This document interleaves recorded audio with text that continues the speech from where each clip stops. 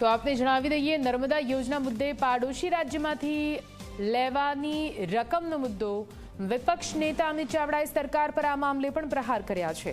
ભાજપની સરકાર હોવા છતાં રકમ ચૂકવાતી નથી। રાજસ્થાન, મહારાષ્ટ્ર અને મધ્યપ્રદેશમાં ભાજપની સરકાર છે। 31/11/2024ની સ્થિતિએ 7,720 કરોડ રૂપિયા લેવાના બાકી નીકળે છે। નર્મદા યોજનાના લાભાર્થી રાજ્યની પાસેથી રકમ વસૂલાય તેવી માંગ કરવામાં આવી। પાછલા 2 વર્ષમાં ફક્ત 104 કરોડ રૂપિયા મળ્યા છે। મધ્યપ્રદેશ સરકારે 1 રૂપિયો પણ નથી ચૂકવ્યો।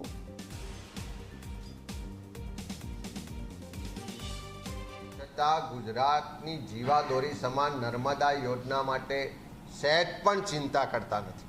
એને રાષ્ટ્રીય યોજના તો જાહેર નથી કરતા, પણ જે બાજુના આપણા પડોશી રાજ્યો છે, જે આપણા નર્મદા યોજનાના ભાગીદાર રાજ્યો છે, પુનઃવસન અન્ય જે ખર્ચ થાય છે એ પેટે એમની પાસેથી હિસ્સો લેવાનો છે।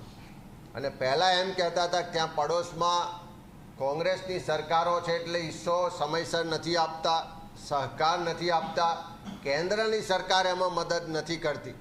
પણ હવે તો કેન્દ્રમાં પણ ભારતીય જનતા પાર્ટીની સરકાર છે। જે ભાગીદાર રાજ્યો છે મધ્યપ્રદેશ, મહારાષ્ટ્ર ને રાજસ્થાન, એ પણ ભારતીય જનતા પાર્ટીનું શાસન છે।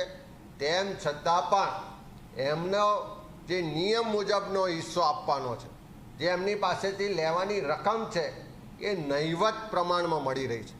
આજે વિધાનસભામાં ગઈકાલે પ્રશ્નોત્તરીમાં જે આંકડા આવ્યા છે કે પડોશી રાજ્યો પાસેથી, ભાગીદાર રાજ્યો પાસેથી છેલ્લા 2 વર્ષમાં કેટલી લેણી રકમ લેવાની થાય, તો આજની તારીખે 31/11/24ની સ્થિતિએ જોઈએ તો 7,720 કરોડ રૂપિયા આપણે ભાગીદાર રાજ્યો પાસેથી લેવાના નીકળે છે। તો વસૂલાત ફક્ત 2 વર્ષમાં ફક્ત ને ફક્ત 52 કરોડ રૂપિયા એક વર્ષે આવીને બીજા વર્ષે 52 કરોડ રૂપિયા આવી। એટલે આખો સરવાળો જોઈએ તો 7,700 કરોડની સામે પ્રતિ વર્ષ 1% કરતાં પણ ઓછી વસૂલાત આવે છે।